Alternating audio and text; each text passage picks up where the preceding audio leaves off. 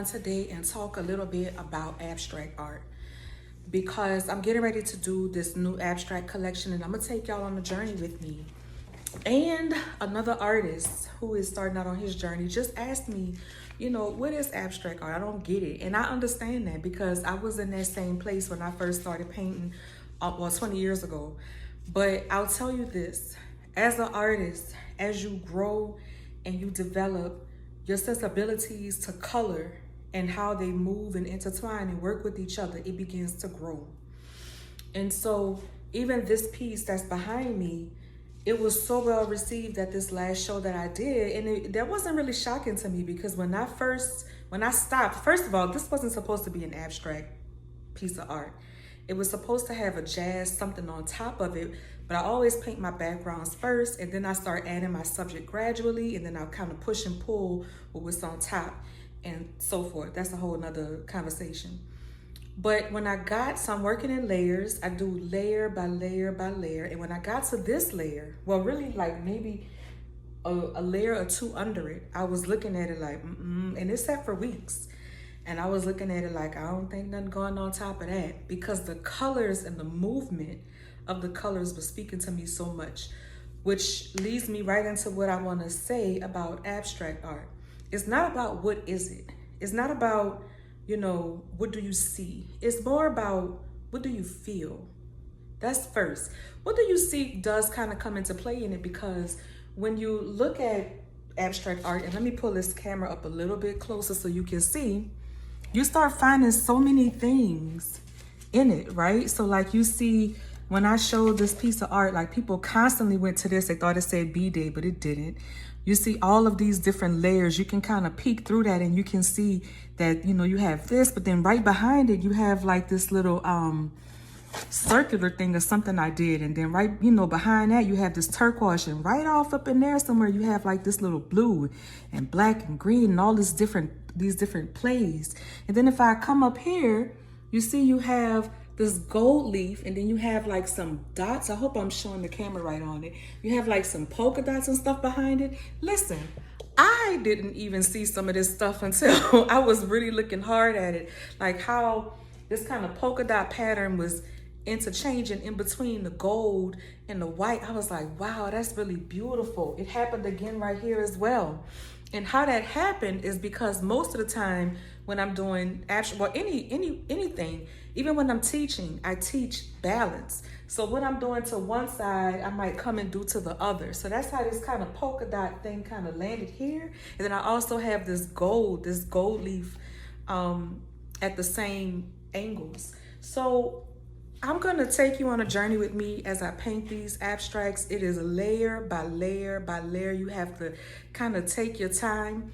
And here is the biggest lesson I think with abstract art. It wasn't until I surrendered and I created a piece in this season when that light bulb clicked. It wasn't until I surrendered to the flow, to the zone, right?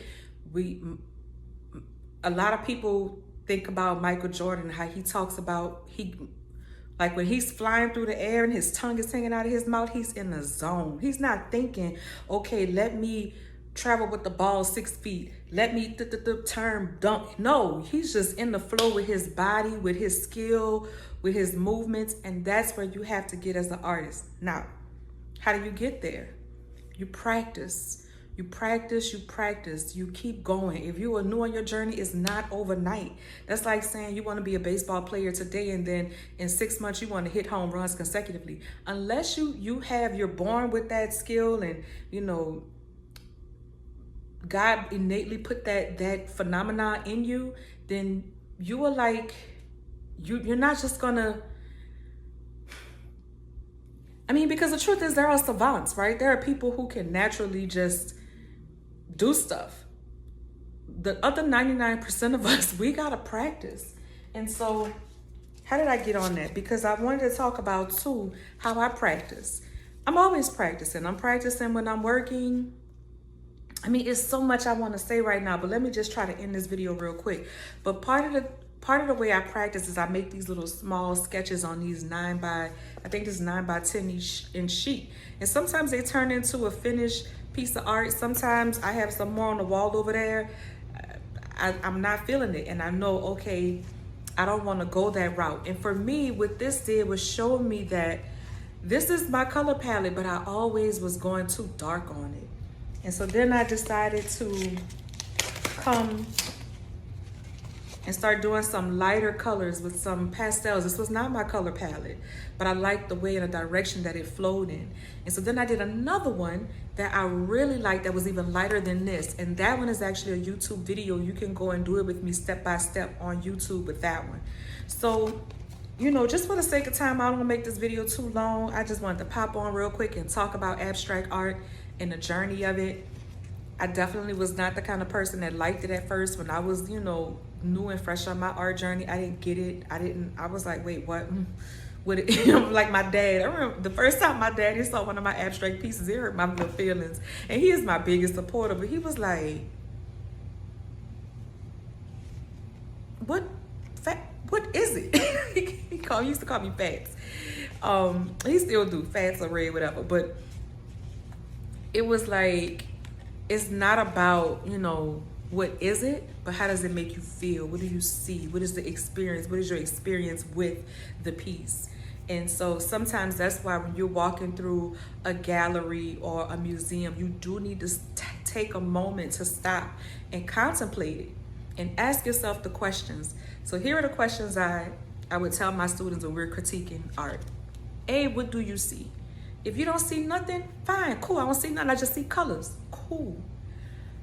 What does it make me feel? How am I interacting with this? What emotions am I getting? Some abstract art is gonna turn you off.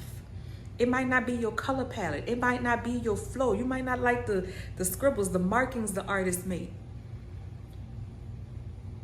How does it make you feel? How does that relate to your life? How does that, you know, what is the energy you're getting around it? All of that matters, right? And sometimes it just don't have to be that deep. It might just be you like the composition, boom, that's it, that's all. All right, so.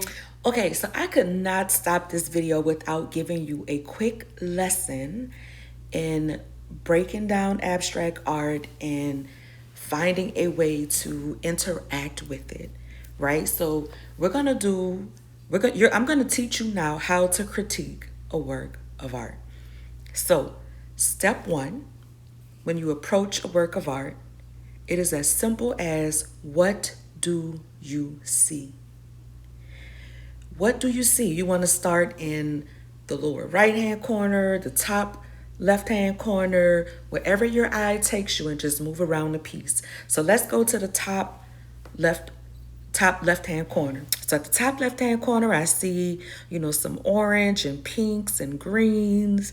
I see some gold leaf and some black polka dots peeking through, like a white kind of haziness.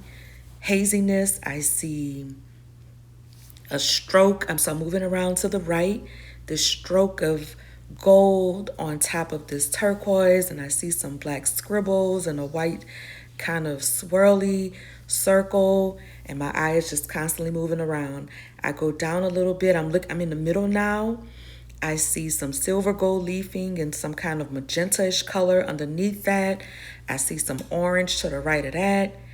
I'm going further down. I see this blue turquoise and black writing. It looks like it says B-Day. I don't know. I'm not sure. But I like the little scribble right there. And again, my eye is, you know, back to the top because I see the same scribble at the top. I'm over in the right-hand corner. I see this, again, gold leafing with these black polka dots, excuse me, and some kind of white haziness over it, over the polka dots. And I see more of the magenta-ish color in the lower right-hand corner. And then all over, I just see that it's just this kind of wild and free kind of painting with these wild brush strokes and some big blotches of color here and there. That's what I see. That's what I see. Number two, or step two, how does this specific composition make me feel? Does it make me feel joyful? Does it make me feel sad? Does it make me feel sporadic? Does it make me feel free? Does it feel heavy? Does it feel light? Does it feel cheerful? Or is it just a vibe that I like? I can't quite put my finger on it, but it's a vibe. Okay. Step 3. How does that make me feel in this moment with where I am in my world, in my life? I like it because it's in alignment with my happiness that I'm feeling right now, or the freedom that I'm feeling right now. Or I like it because the colors, that's my color palette. It makes me feel good. Every time I see turquoise or magenta or gold, it just makes me feel good. Or I like it because the wild brushstrokes kind of represents how my mind works when I'm in a creative space. Or I like it because I can see myself in the different layers. As I take in each layer, I see something different that moves me in a certain or a specific way. And now here's where the opposite can be true. It can be I don't like it because I don't like the way those colors are moving and working with each other. I don't like the metallic next to the polka dots, or I don't like, the green and the magentas being so close and the contrast that it's giving. Right? Or I don't like it. I don't like the wild, spontaneous nature of the brushstrokes and the movement. Or I don't like some of the scribbles, or I don't like the texture, or whatever it is, right? So both, and here is the deal, both can be true at the same time, and it still gives you a vibe. Meaning that you can like many things about a piece or a work of art, and at the same time not like some things, but it still all works together and gives you a vibe, something that you really like, something that's moving you in a certain way, and conversely, art that's turning you off in a certain way. So that's it for this quick lesson today. I mean, there are so many different ways and directions that you can take in critiquing a work of art, in any work of art. And what we went through today, that applies to not just abstract art, but any work of art. Any work of art, I would implore you to stand in front of the piece. Maybe, take it all in, and then start doing the exercise where you travel your eye around the piece and take in all of the details, and then, maybe take in all of the layers, and then step back and, assess how does this painting make me feel, and even how does it relate to your life now, or your past experiences, or some of your hopes and dreams for the future. So it's not anything complicated that you have to overcomplicate. It just takes time and focus and energy to, sit with a piece, sit with the work of art, and unpack it. So that's it for this quick lesson. I hope you learned something. If you did, please drop a comment below. Would love to know what you've learned, or any questions you might have that I can answer. My dream, one of my goals, my dreams, my passions in life is to help other artists as I go along my journey, and art lovers, so creators, makers, and appreciators, to really unpack and dissect art, and then as artists to be your best selves, your best creative self in the world.